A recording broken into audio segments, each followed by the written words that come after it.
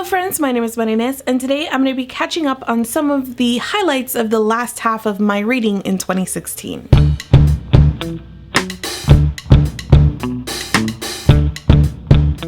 So this year I started doing these mini wrap-ups, and instead of wrapping up my reading by month, I was doing it in bunches of groups, and I love this format and I'm definitely going to keep up with it in the next year. However, I got super behind on my reading in 2016. I just didn't make as many videos as I planned on making. School got really busy, I switched jobs, etc, etc. All the things you've heard me talking about this year. So I just got super behind on making these wrap-ups. Now that I have some time off, I was working on catching up and doing the last bit of my reading, trying to catch up with the last half of the year's reading and do it in proper wrap-up format. I realized that that wasn't necessarily what I wanted to do. So what I decided to do was give you some highlights of the last half of my year, and I'll have Goodreads reviews up for everything, and I'll be talking about the rest of these books, I'm sure, in the months to come, but I just wanted to do a proper wrap-up for a few of these books. In August of 2016, I read Every Heart a Doorway by Seanan McGuire. I absolutely love the premise and setup of this book so much. Imagine that all of the children that get whisked away to magical lands ultimately come back for better or for worse. In this book, we follow a school that is set up to help these children deal with their time in other worlds, but also reacclimate to ours. The elements as it pertained to the school and the different worlds and the characters and how their travels affected them were all wonderful. The story is dark and atmospheric, and this backdrop of magic really helps it explore this idea of trauma, and especially in children and young adults, and what that means for their growing up process. Some of the elements of their story have this real life counterpoints. For example, when they return, nobody believes them about what they've experienced, and it really does break your heart for them. This story is also diverse, and it features asexual and trans main characters. The only misstep for me was in the length of the story. I will admit that this is a me personally thing. I very much struggle with short form fiction, and that's true for novellas and short stories and graphic novels. It's not that I don't enjoy them, I just think that they're really difficult to pull off correctly, and in this particular story I felt like there was too much to fit in the space that Seanan McGuire allowed herself. There is a mystery element to the story which I also enjoyed, but it just, because it was so few pages, the resolution went by so quickly, like it was just rushed in the second half of the story. On the other hand, the brevity and ease of reading are probably two more reasons why you should just pick this up and enjoy it. Overall, I gave it 4 out of 5 stars. Another novella that I felt was beautifully crafted but I had trouble connecting with was Another Brooklyn by Jacqueline Woodson. This is a fiction story about a woman who is looking back on her time growing up in Brooklyn in the 1970s. This was another book that was difficult for me to rate and review because it is beautifully written, but again, it just goes by so quickly. I think for me, with both Every Heart a Doorway and Another Brooklyn, it might take a reread to really cement it in my feelings. Even so, I can say that this read was super musical and fluid and atmospheric. It's the kind of read you're hearing her talk about her childhood and you just feel transported to this time and this place. It read more like a song than a linear narrative, and it even had that kind of structure of where you have like verse, chorus, verse, bridge, chorus. It had that feeling and that structure to it rather than, like I said, a linear narrative. That musicality about it was just perfect to capture this era and this place. And not only that, but just adolescence and growing up as she did on the edge of poverty. It is a beautiful read, but it is a somber and heartbreaking subject, so it creates a nice duality throughout the entire read, and I ended up giving this 4 out of 5 stars. Also in August, I read My Name is Lucy Barton by Elizabeth Strout. This was the first book that I picked up off the Man Booker long list, and it was my intention to read all of them, but I read a first few handful and I struggled with all of them, so I put that project aside. I thought Lucy Barton was good at what it set out to do. It's this kind of quiet, ambling story that Lucy is telling during a particular hospital stay. Her health issues have made her introspective, and she's recalling scenes from her life, but also thinking a lot about memory itself. There were a lot of very beautiful moments within the story, but the overall effect missed the mark for me. It was such a quiet and rambling story that it erred on the side of boring. In the end, in the practice, I'm not sure that such a quiet, ambling, forgettable story is something that I can highly rate or review. Overall, I gave this 3 out of 5 stars. Also from the Man Booker long list, I read Aileen by Otessa Moshfegh. In a theme that I'm quickly picking up in this video, this was another one that was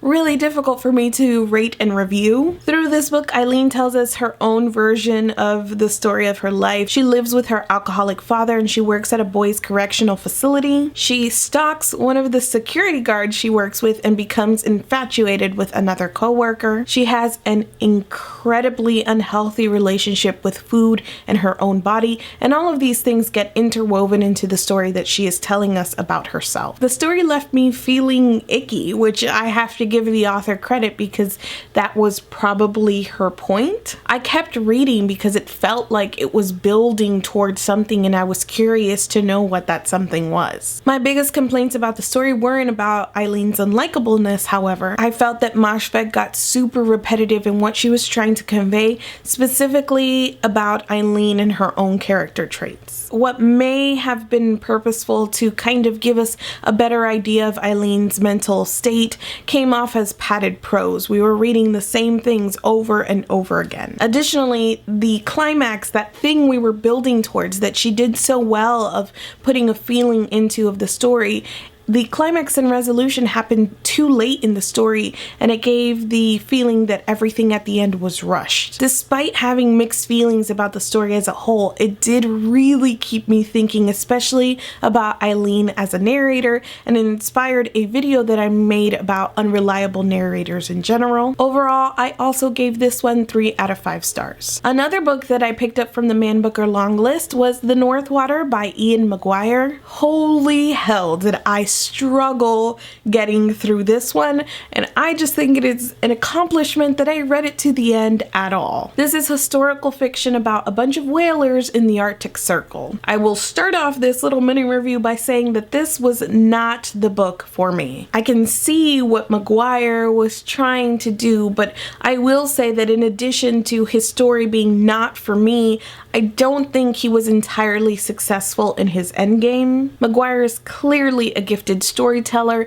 and his story felt full of details and well researched. However, it is also full of violence, gore, misogyny, rape, and generally awful people. I am not the kind of person that will typically shy away from anything in fiction just because it's present in the text. To me, what matters the most is the message that it conveys. I don't think that any topics are necessarily off limits to fiction, but I just think it's important what the text is conveying about these difficult subjects. All McGuire seemed to be telling us is that people are bad. They were bad at the start of his book, they were bad at the end of his book, and all of the stuff in the middle felt super gratuitous to me. I ended up giving this 2 out of 5 stars. In the recent collab that I did about a bunch of people's picks for their favorites of 2016, both Kirsty from Melbourne on My Mind and Joss from Squibbles Reads picked Jane Steele by Lyndsay Faye. I also read this and I gave it 5 out of 5 stars. This is a gothic retelling of Jane Eyre in a very unique way in that Jane Eyre exists for our main character Jane Steele,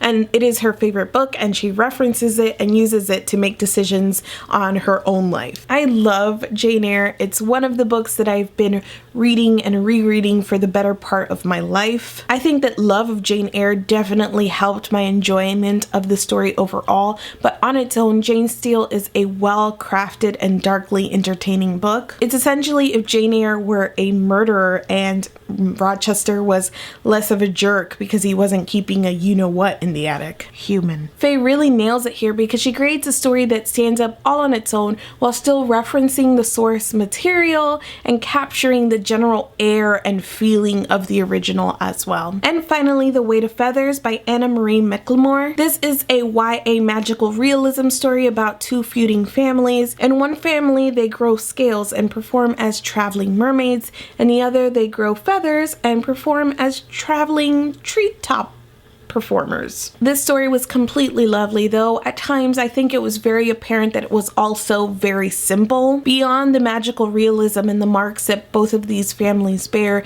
it is a classic star-crossed lovers kind of story. Sometimes within the text I felt like that simplicity dragged down the story, but for the most part I thought that the simplicity was a good vehicle for allowing the story to comment on blind prejudice and inherited violence. I loved Luke and Lace as our main characters, and they were just both genuinely good souls that you really enjoyed reading about and rooting for. Overall, I gave this 4 out of 5 stars. I don't know if I'm going to regret not wrapping up each of these books properly, but it's the end of the year and I'm just tired. 2016 was 2016 and I am tired. I'd rather not start the new year off in a deficit, you know, and feeling like I have all of these things I need to do before I can start properly on new material or whatever it is. I'm starting with a clean slate, I guess you would say, and you'll get those little mini wrap-ups throughout 2017. Hopefully I can keep up with my reading.